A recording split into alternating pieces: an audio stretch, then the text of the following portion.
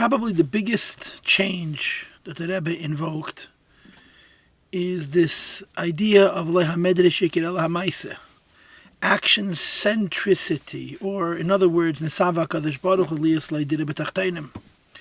Rebbe told a story about two Chassidim who had written to the previous Rebbe in Russia yet. One was young and an activist. The other was a senior, deep, pious Chassid from generations back. And the previous Rebbe responded to the young Chassid who had practical question and delayed responding to the senior Chassid who had very spiritual, deep questions. When this elderly Chassid visited the previous Rebbe in Rostov, he asked him about the priority. And the previous Rebbe said, in normal times, I would certainly have responded to you first. But in the times in which we're living, we always put action first. That's just the way it is. Action always comes first. And if the previous Rebbe did that 95 years ago, it's 1,000 times more true now. That I suppose the modern Chabad focuses on action and then bringing Hashem into the real world. When in the old traditions of Chassidus was all about the heart and the mind, the spirit. And of course, the spirit had to spill over into the action, but the focus was on creating the spirit which should affect the action. In our generation, the focus is on getting the action done, or to say it in the words of the Chinuch, there's an incredible preeminence in the Rebbe's philosophy to the idea the Chinuch writes in the mitzvah of Pesach,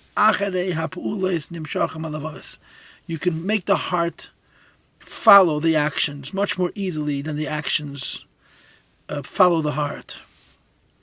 And I would attach this to another, I think, idea that the Rebbe changed, which has to do with the whole notion of tzius, of listening to the Rebbe. The phenomenon of a Rebbe is not a new thing, but there were 7 Chabad Rebbeim, and then of course there were Rebbeim Tzadikim before.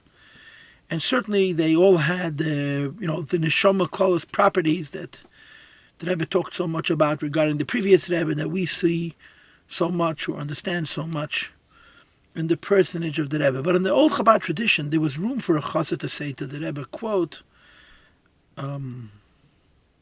Ich halt nicht bei dem. A Rebbe would make a suggestion to a chassid, and the chassid would say, I'm not ready for it.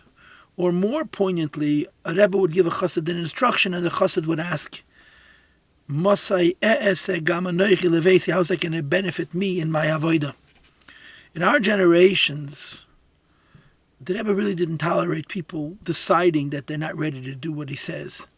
And I think it's a combination of the times and the circumstances and the Rebbe's understanding of what kind of neshamas, what kind of souls we have, and that the only thing really real and permanent that we could do is follow the Rebbe. And he didn't put up very well with the idea of people saying, Ich halt nicht bei dem. The Rebbe gave an instruction. That was the proof that we were able to do it. And I think this was very important by the Rebbe.